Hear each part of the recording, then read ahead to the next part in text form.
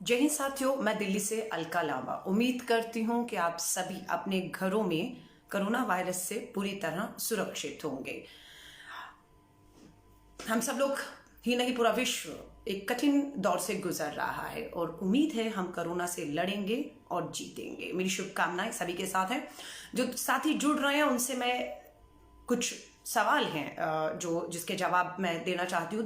हमारी कांग्रेस की राष्ट्रीय अध्यक्षा श्रीमती सोनिया गांधी जी ने देश के प्रधानमंत्री श्री नरेंद्र मोदी जी के कहने पर कुछ सुझाव दिए हैं। ये सुझाव मांगे गए थे। अच्छी बात है कि देश के प्रधानमंत्री लगभग 195 देश हैं विश्व में, 195 देश, उसमें बहरीन, ओमान, छोटे छोटे देश भी है जिनकी आबादी जो है ज्यादा नहीं है, 10-12 लाख, 4-5 लाख तक की भी आबादी के देश है जिनसे प्रधानमंत्री जी फोन पर बात कर रहे हैं।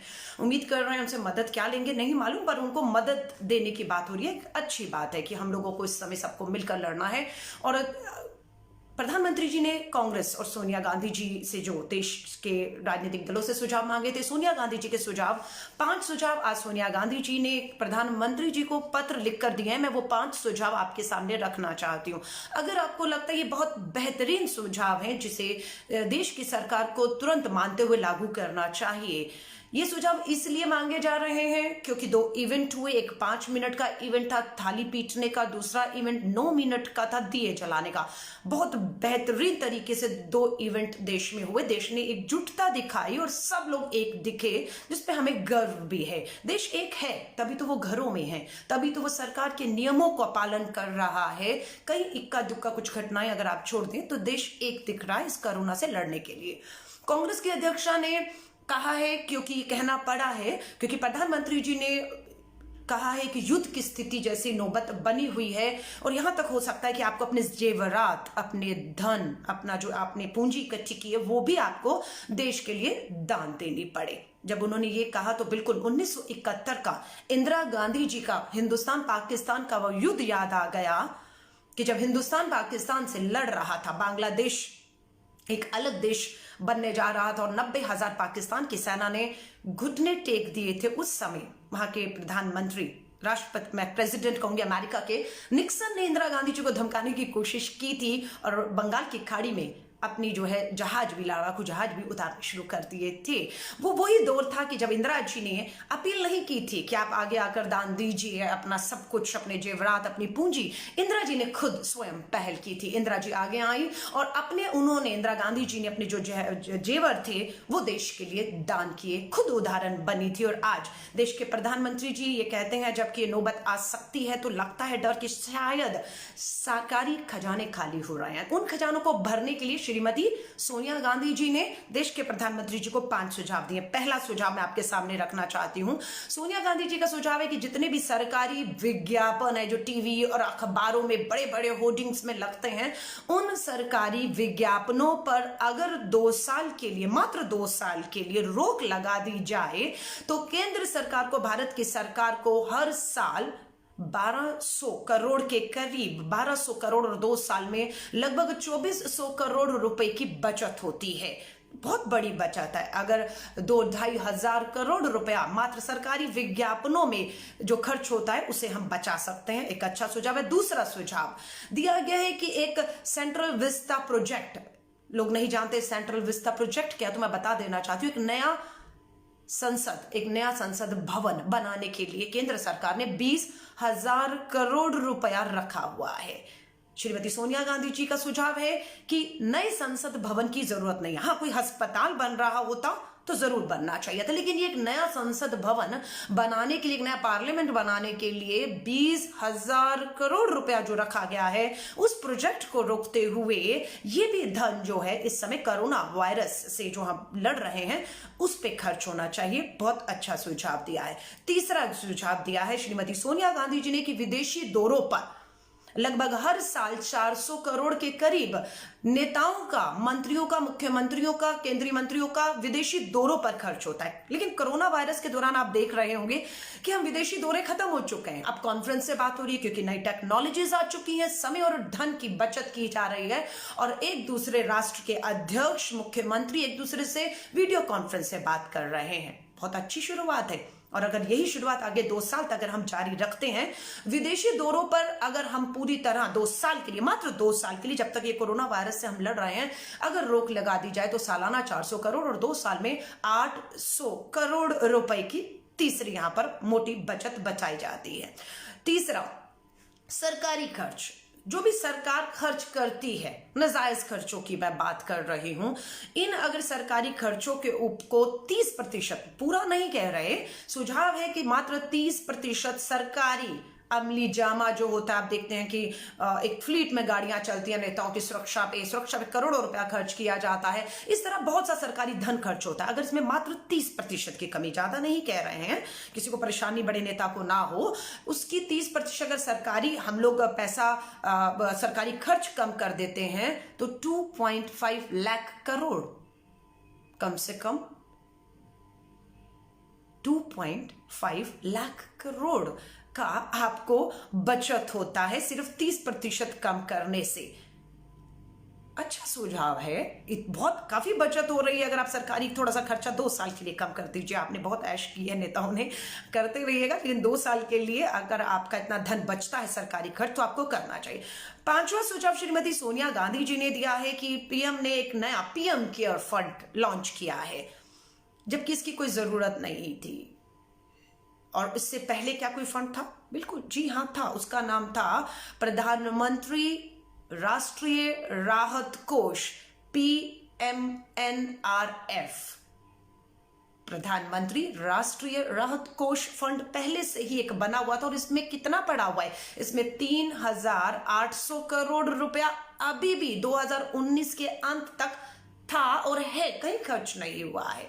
और फंड इकट्ठा किया जा रहा है, लेकिन एक नया फंड बनाकर उसमें डाला जा रहा है। इस 3,800 करोड़ का खर्च क्यों नहीं किया जा रहा है? ये हमारी समझ से परे। जब हालात ऐसे हो गए हैं कि लोगों को आप अपने जेवरात तक युद्ध की स्थिति बताकर डोनेट करने को कह रहे हैं। देश बहुत बड़ा है और उसका दिल भी बहुत बड़ा है।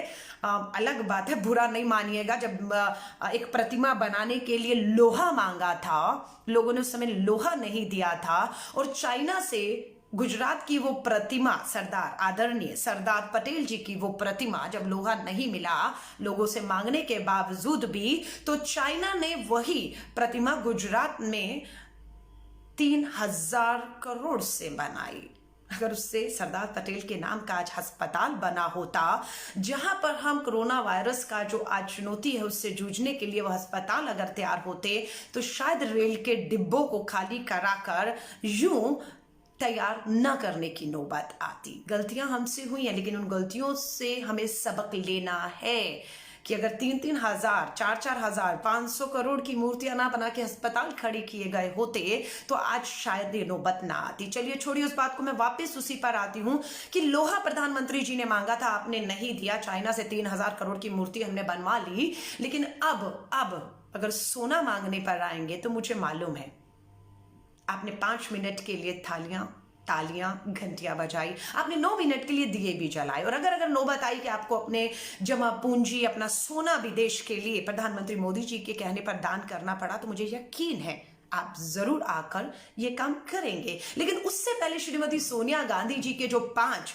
सुझाव आए हैं, जिससे लगभग जो है 2,75,000 करोड़ रुपया बचत होती है। 2,75,000 करोड़ रुपया अगर सोनिया गांधी जी के सरकारी विज्ञापनों को जो है वो रोक दिया जाए, PSUs के जो विज्ञापन है, अपना नया संसद भवन का 20,000 करोड़ का जो प्रोजेक्ट है उसकी जरूरत नहीं है, विदेशी दौरों की अब जरूरत नहीं है, सरकारी खर्च 30% अगर कम कर दिया जाए और प्रधानमंत्री रिलीफ फंड में जो 3,800 करोड़ पड़ा हुआ है उसे खर्च किया जाए और पारदर्शिता के साथ खर्च किया जाए।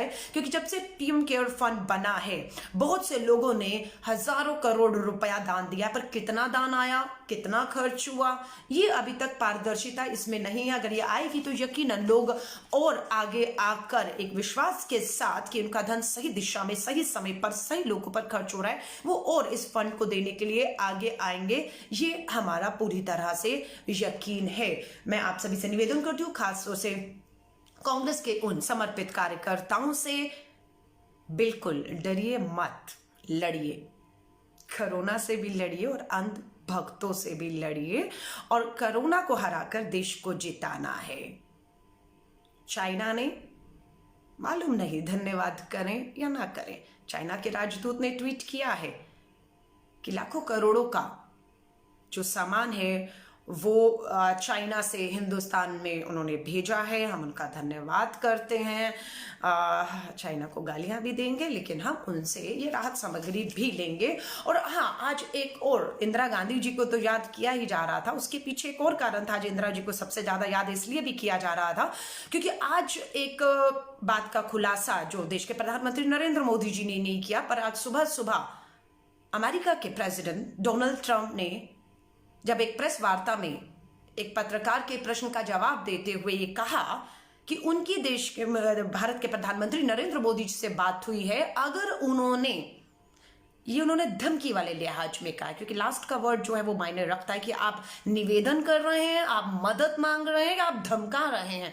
डोनाल्ड ट्रंप की बातों से लगा कि वो निवेदन नहीं कर रहे, वो मदद नहीं मांग रहे, वो धमका रहे हैं। उनका ये कहना था कि प्रधानमंत्री नरेंद्र मोदी जी ने 4 तारीख को, अप्रैल को, कुछ दवाइयों पर के निर्यात पर देश से बाहर, भारत से बाहर भेजने पर जो है वो रोक लगा दी है। और इसका जो है विरोध, इसका लिए जो है डोनाल्ड ट्रंप ने प्रधानमंत्री नरेंद्र मोदी जी को तुरंत फोन लगाकर संडे को बता दिया है कि ये प्रतिबंध वो तुरंत हटाएं और जो दवाएं जिस पे आपने प्रतिबंध लगाया उसे अमेरिका में तुरंत निर्यात करें। धमकी पर लिहाज में कहा है। वहीं पर दूसरी तरफ कनाडा के प्राइम मिनिस्टर ने भी वापस पलटकर जब अमेरिका के प्रेसिडेंट डोनाल्ड ट्रंप को यह कहा कि आप हमें मास्क सप्लाई कर रहे थे जो सख्त जरूरत कनाडा में है, उसे आपने रोक दिया है, तो डोनाल्ड ट्रंप का कहना था अमेरिका फर्स्ट।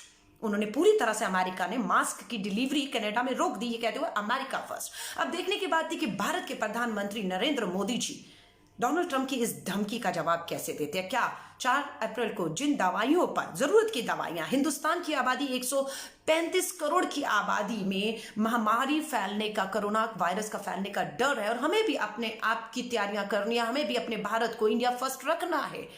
तो देखना था कि प्रधानमंत्री जी डोनाल्ड ट्रंप की इस बात से का क्या जवाब देते हैं। क्या वो इंदिरा गांधी जी की तरह, जैसे उन्होंने प्रेसिडेंट निक्सन को जवाब दिया था 1971 में कि डरने वाली नहीं, 90,000 की पाकिस्तान की सेना को घुटने अपने टिकवा दिए और बांग्लादेश को आजादी दिलवाई। उसके बाद डॉक्टर मनमोहन सिंह जी का जब समय आया, प्रधानमंत्री थे, तो न्यूक्लियर डील कहा था आप न्यूक्लियर परीक्षण नहीं करेंगे, नहीं तो आपकी न्यूक्लियर डील रद्द कर दी जाएगी। डॉक्टर मनमोहन सिंह जी ने 56 इंच सीना होने का दावा कोई और करता है, पर वो दिखाने का काम इंदिरा गांधी जी और डॉक्टर मनमोहन सिंह जी ने किया। उन्होंने कहा अमेरिका को हम आपकी परवाह नहीं करते और हमने न्यूक्लियर डील की परवाह किए बिना जो न्यूक्लियर हमारी हथियार, हमारी जो भी न्यूक्लियर की हमारी तैयारियां थी उसे हमने आगे बढ़ाया। लेकिन आज जब प्रेसिडेंट डोनाल्ड ट्रंप ने एक धमकी भरे लिहाजे में प्रधानमंत्री को कहा इसे हटाइए प्रतिबंध को और हमारी दवाइयों की सप्लाई करिए, आज उम्मीद तो ये थी कि 56 इंच का सीना,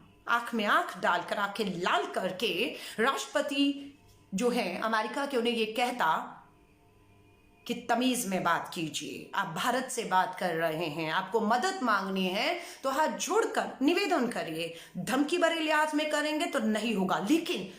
लेकिन ऐसा नहीं हुआ। प्रधानमंत्री नरेंद्र मोदी जी ने भारत को प्रेसिडेंट डोनाल्ड ट्रंप की धमकी के सामने झुकाते हुए इन जरूरी दवाइयों से अमेरिका के लिए प्रतिबंध हटा दिया है और उन जरूरत की दवाइयों की जिसे हिंदुस्तान को जरूरत है उसे वहां से अप्लाई करने की हामी भर दी है। मात्र एक फोन से डर गए। सोचा तो ये था इनके लिए भारत सबसे पहले, इंडिया फर्स्ट होना चाहिए था, पर नरेंद्र मोदी जी के लिए अमेरिका फर्स्ट निकला। इसलिए आज इंदिरा जी को याद किया जा रहा है, इंदिरा जी के शौर्य वीरता को याद किया जा रहा है। और इसी की याद जब मेरी जैसी महिलाएं दिलाती हैं तो भक्तों को बहुत मिर्ची लगती है। डरने वालों में से नहीं, डरने वालों में से नहीं है। ये आपदा देश पे आई है, ये आपदा हमारे और आपके ऊपर आई है।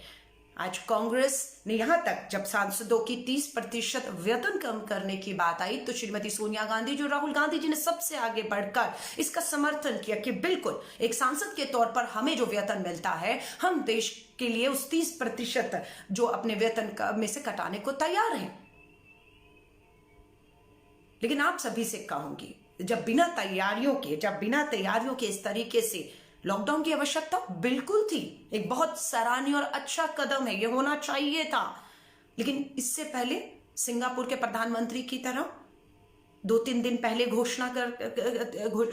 लॉकडाउन करने की 3-4 दिन पहले अगर घोषणा कर दी गई होती, उसकी तैयारियां लोग भी करते, सरकारें भी करती, सब करते तो बेहतर रहता।